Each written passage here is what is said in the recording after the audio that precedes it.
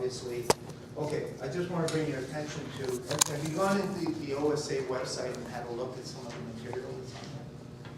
Okay, if you have, I think it's important that you do.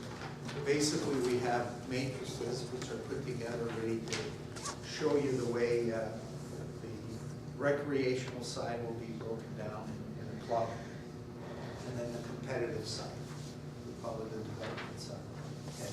If you go into the OSA website, it'll give you an idea of where that is and the information is. The other things that are on there now are booklets. We talk about festivals, and again, you get consistent, because last year there wasn't consistency when we ran festivals, and so that's something that's going to happen forward. There's a booklet on league management guide. So what will happen is the leagues will move using this as a tool, so it does become consistent, to answer your question.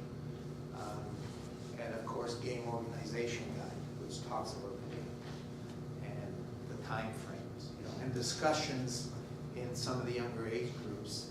It's about going to, maybe instead of 2 halves, going into 3 parts of the game, which gives us as coaches the opportunity to shorten the games, have our players come in so we can talk to them, and reorganize, sort out playing time. So from the traditional of 2 halves, maybe going through 3 periods, these are some of the recommendations.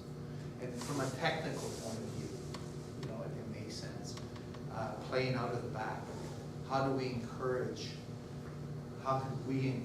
as coaches, players to play out of the back? And what I mean by that is the goalkeeper has the ball, right? And how do we start to play the attack? Do we just kick the ball out, or do we look to play the ball out and encourage players to support?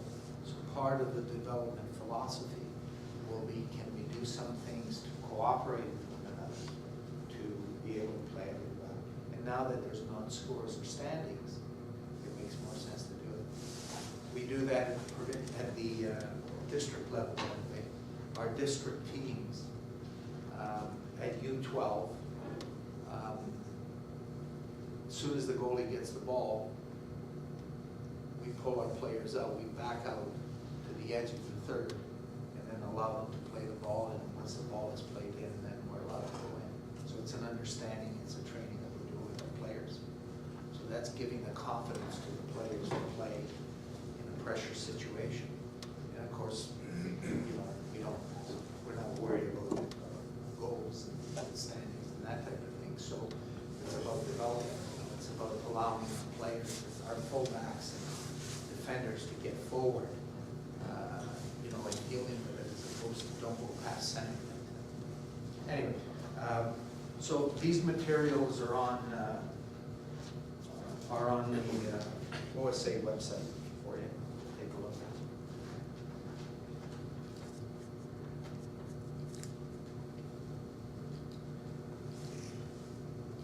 Quite a sales pitch, huh?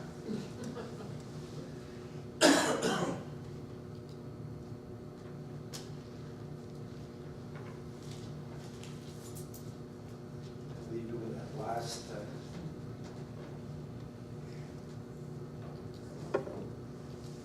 So just to summarize, we're working together. Change is difficult, obviously, for all of us. The approach of a club development, ongoing research, player development league, and the transition that's taking place in 2013. Any other questions at all? Good luck. Have a great year going forward. Okay? Thank you. Thank you.